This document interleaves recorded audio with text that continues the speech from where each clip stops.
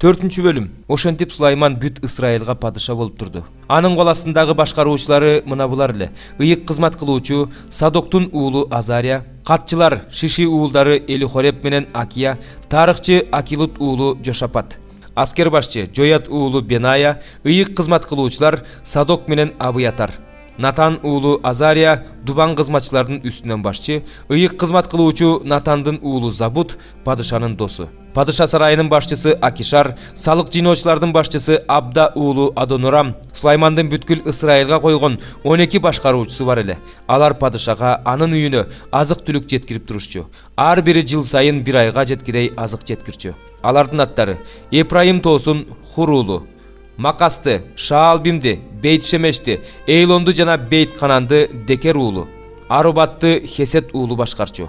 Сохо менен бүт Хейпер жеринде ал башкарчу. Бүтүн Нападдорду Абинадаб уулу башкарчу. Сулаймандын кызы Тафат анын аялы эле. Акилут уулу Баана Таанакты, Мегидону, Израилдин төмөн жагындагы Саретандын жанындагы Бейт Шеянды, Бейт Шеяндан Абел-Мекелге чейинки жерлерди, атүгүл Жокмаамдын ар жагындагы жерлерди да башкарчу. Гебер уулу Гилаттын Рамотун башкарчу. Анын карамагында Менашенин уулу Жайырдын Гилаттагы кыштактары бар эле. Ошондой эле анын карамагына Башандагы Аргоп дубаны Дубалдуу жана Жез кулпулуу 60 чоң шаар менен тиешелүү эле. Маханаимди Идо уулу Акинадаб башкарчу. Напталы жерин Акимаас башкарчу. Ал Сулаймандын кызы Басематты аялды калган. Беалот жана Ашыр жерин Хушайдын уулу Баана башкарчу. Исахар жерин Паруахтын уулу Жошапат башкарчу. Бенжамин жерин Эйланын уулу Шимей башкарчу. Гилат жерин Амор падышасы Сихондун жерин жана Башан падышасы Огдун жерин Ури уулу Гебер башкарчу.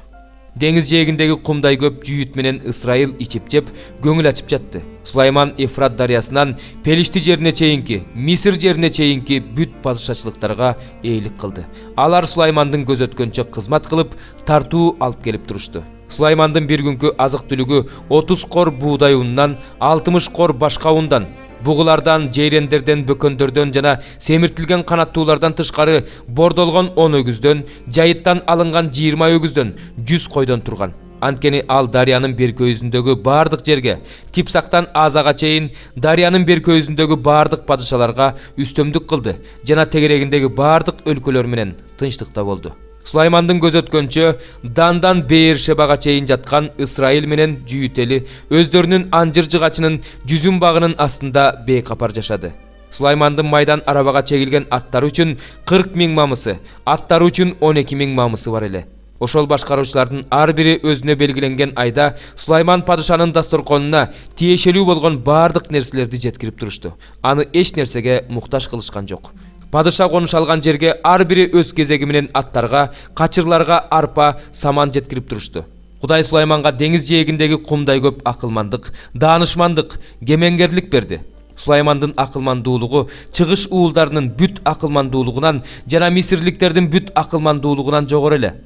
Ал бардык адамдардан акылдуу болчу. Акылы Эзрахилик Эйтандан, Эйман, Калкол, Дарда, Махол уулдарынан ал да канча өйдө болчу.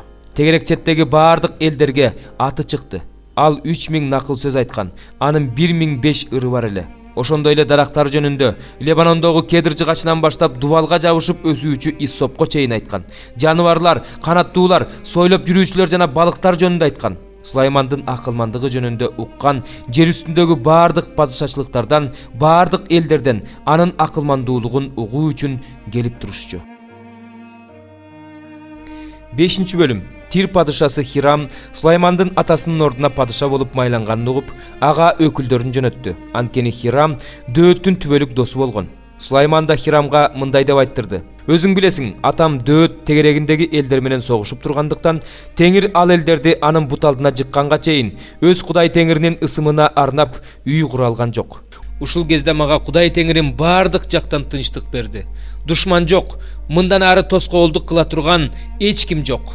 Теңир атам Дөөткө, сенин ордуңа, тагыңа мен отургуза турган уулуң менин ысымыма арнап үй курат деген. Ошондуктан мен Кудай Теңиримдин ысымына арнап үй курууну ниет кылып жатам. Андыктан мен үчүн Лебанондон кедр дарагын кыюуну буйрук кыл. Менин кулдарым сенин кулдарың менен бирге болот." Мен сенин кулдарыңа сен белгилегендей акы төлөйм, анткени бизде дарак кыюуну сидондуктардай билген киши жок экенин сен билесиң. Сулаймандын сөзүн укканда Хирам абдан кубанып, ушул көбөлдү башкаруу үчүн дөөткө акылман уул берген Теңир даңкталсын деди. Хирам Сулайманга мындай деп айттырды: "Мага элчи жибергениңдин себебин уктум. Кипарис жана Кедир жыгаштары жөнүндөгү бүт каалооңду аткарам. Менин кулдарым жыгаштарды Лебанондон деңизге жеткиришет. Сен айткан жерге деңиз аркылуу сал менен жеткирип, жыйып коюшат. Аларды ошол жерден аласың. Бирок сен да менин каалоомду аткарып, үй бүлөмө дан жеткиртип бер." Хирам Сулаймандын каалоосун толук аткарып, Кипарис жана Кедир жыгаштарын берип турду. Сулайман болсо Хирамга анын үйү үчүн 20 000 кор буудай, 20 000 кор жанчылган зайтун майын берип турду. Жыл сайын Сулайман Хирамга ушунчадан берип турду. Теңир Сулайманга убада кылган акылмандыкты берди. Сулайман менен Хирам өз ара келишим түзүп, тынчтыкта болушту. Анан Сулайман падыша бүт Исраилга милдеттенме берди. Милдеттенмени аткаруучулардын саны 30 000 адам болду. Аларды Лебанонго ай сайын 10 000ден кезек менен жөнөтүп турду. Алар бир ай Лебанондо, 2 ай үйлөрүндө болуп турушту. Аларга Адонурам башчылык кылды. Сулаймандын тоодо оор жүк көтөргөн 70 000 адамы, таш сомдогон 80 000 адамы болгон. Элдин ишин көзөмөлдөө үчүн Сулайман 3300 башчы койгон. Падыша үйдүн пайдубалы үчүн чоң, кымбат, жылмаланган таштарды ташып келүүнү буйрук кылды. Аларды Сулаймандын, Хирамдын жумушчулары жана гебалдыктар сомдошкон. Алар үй курууга жыгаштар менен таштарды даярдашкан. Экинчи бөлүм. Кылмыштарыңардын жана күнөөлөрүңөрдүн айынан өлгөн силер бир кезде бул дүйнөнүн адаты боюнча абада бийлик кылып жаткан төрөнүн жана Кудайга баш ийбеген адамдарда азыркы учурда аракеттенип жаткан рухтун каалоосу боюнча жашачусуңар. Бир кезде мындай адамдардын арасында биз да дененин каалоолорун аткарып, оюбузга келгенди кылып, денебиздин күнөөлүү каалоолору боюнча жашачыбыз. Башкалар сыяктуу эле табиятыбыз боюнча Кудайдын каарына кала турган адамдардан болчубуз. Бирок ырайымга бай Кудай бизге болгон улуу сүйүүсү менен кылмыштарыбыздын айынан өлгөн бизди да Машаяк менен бирге тирилтти. Ырайымдын негизинде куткарылдыңар. Бизди Машаяк менен бирге тирилтип, Машаяк Иса аркылуу асманга отургузду.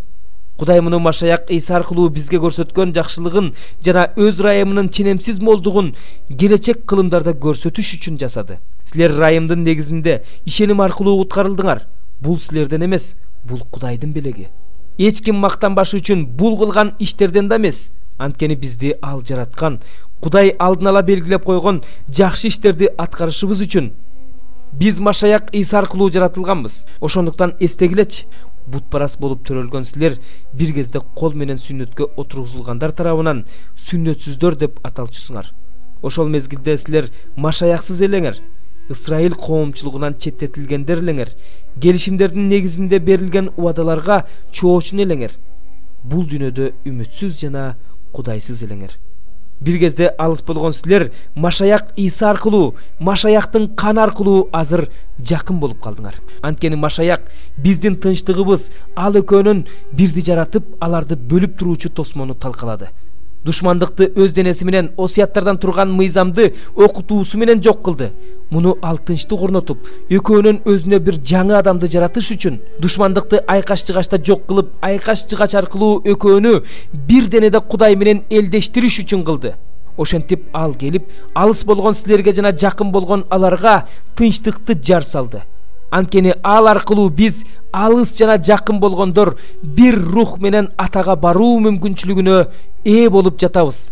Демек силер эми чоочундар жана келгиндер эмессиңер, ыйыктардын мекендештерисиңер жана Кудайдын өз элисиңер.